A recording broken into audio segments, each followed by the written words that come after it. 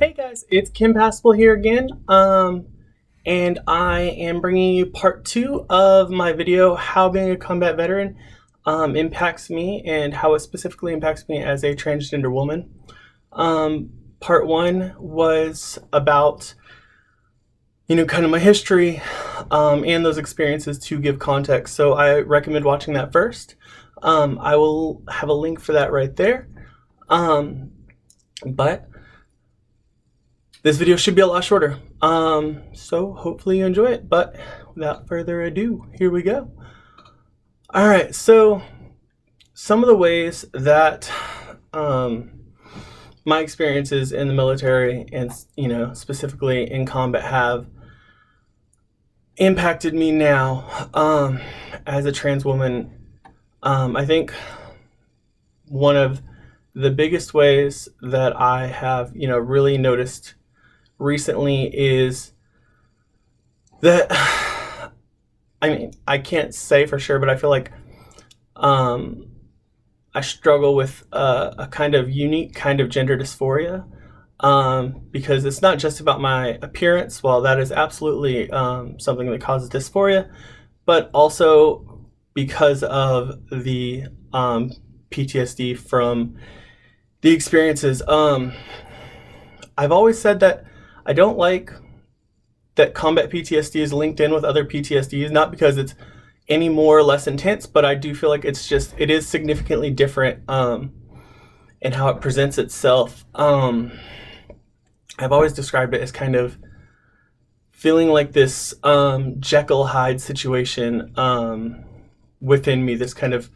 constant inner conflict between who I was and who I am, but before those experiences, and who I had to be during those experiences. And I'm constantly having to reconcile those two parts of myself. And it can be very difficult, and especially, like identifying now as a woman, people, they seem to have a very specific image in their head of what a combat veteran looks like. And when I fit that image, it was all great. And, people treated me very well. And, with lots of respect and whatnot. And, respected, that I did have PTSD and treated that as a real thing. But I feel like now, as I watch my male privilege just float away, there almost seems to be either a complete disregard of those things, or maybe even just like some questioning of the validity of my experiences, or the validity of me as a woman, because somehow going through this experiences in some people's eyes makes it less possible for me to be a woman. I don't know. Sexism in our society is real, y'all. So those things can cause a huge struggle, and just in the ways that my PTSD displays itself of feeling like I'm back there in those moments and such, is so dramatically different from the like the core part of me, of who I am, which is like typically just like a girly girl who likes to shop and paint her nails and get pretty and do my makeup and shit. And that part of me is very, very different. So when that kind of comes out, that hide sort of, it really causes a lot more like conflict between those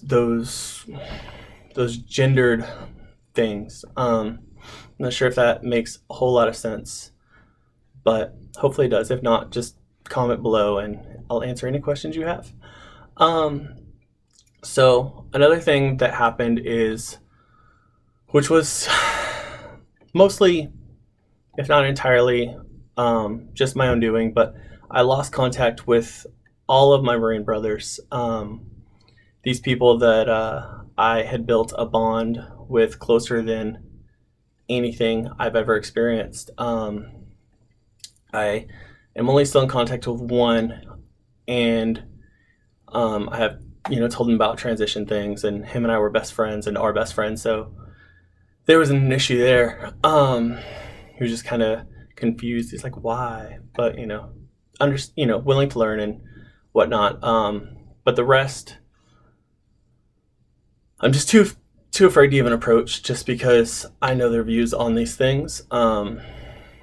And at least at this point, I don't want to subject myself to that level of scrutiny and potentially just being invalidated and all that. But that makes it hard, because when I'm struggling with these things, like there's not this community I can relate to, of people I was there with, because even at the VA hospitals and veterans I've met, I haven't, outside of like Vietnam veterans, the Vietnam combat vets, I haven't met any others who have been able to really relate to my experience other than the people that were there with me. So it is a lot more lonely in those experiences, and it can be a lot harder to deal with them. But also, there's this strong, like very strong male culture that I kind of touched on in the last video. That's really emphasized in the Marine Corps. I know, starting from boot camp on, you can be punished quite severely for any emotional displays of anything. You're supposed to be a stone wall. So that fed so deeply into my already strong repression of my emotions, and now I'm having a hard time making those adjustments and letting those things out, and reminding myself that it is okay to have emotions. And that can be hard as well. And it kind of seems obvious, but I'll say it anyways. I feel like I have to now rebuild myself from scratch. All of those things that I spent my entire life, and then my career in the military, building, because like we all have this image of ourselves that we display to the world, whether it's authentic or not. Mine was so completely false, that now I'm trying to have to relearn who I am. Which is actually part of the work I've been doing in therapy, is just these we call them who am I exercises, of just rediscovering who I am. As strange as that may sound to people,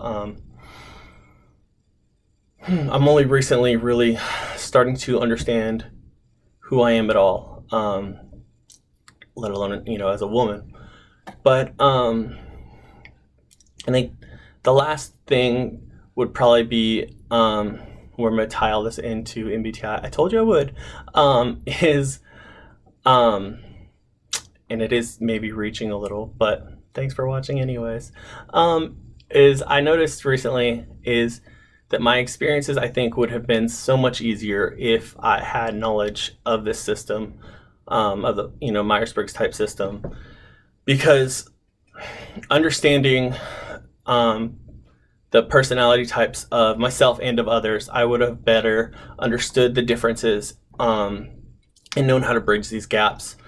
Say if my best friend, who passed away on our deployment, or on the second deployment, he was an ISTJ in the Myers-Briggs system, or so I've typed him based on my memories, and that means he leads with that memory function, and then his co-pilot is going to be effectiveness. His 10-year-old is FI. His co-pilot and 10-year-old will be the same as mine because I'm an INTJ, but his driver memory, and then his 3-year-old of oh man, drawing a blank. his 3-year-old of exploration, that extroverted intuition function. Um, and having known that, I could have probably connected with him a lot better from the start, and like been able to know why he felt so strongly about things being like true to how they've always been in the Marine Corps, and these things I just couldn't get at the time. I was like, dude, you're so smart. Like, why? How do you not, understand that these things are fucked and these things could be changed and stuff? And then the same thing with even, with my superiors. I think I probably could have um, engaged with them in a much more healthy way if I'd understood those things about them and been able to adjust my communication and stuff with that. And also just understanding my own personality as an INTJ, which is one of the rare types, but is not a type that is a great fit for the Marine Corps, a place where you are supposed to just do what you're told and not ask questions. And my personality type, like I ask questions by nature. That's just the core of who I am, is trying to figure out like what's going on behind the curtain and understand like all those details. But I think that about sums it up. So I hope you enjoyed watching. I'm sorry if this video was lacking, but I hope it wasn't. I hope it was as enjoyable as the first video. My next videos, I'm going to try and do a series of, I'm going to attempt to keep between 2 and 3 minutes for each of the functions. And, one video for each function, so that when you get your type, you can go ahead and just watch the videos for your functions if you want, and then, move on from there. But anyways, thanks everyone for joining me. You guys are all wonderful. Mwah. I hope you all have a great day.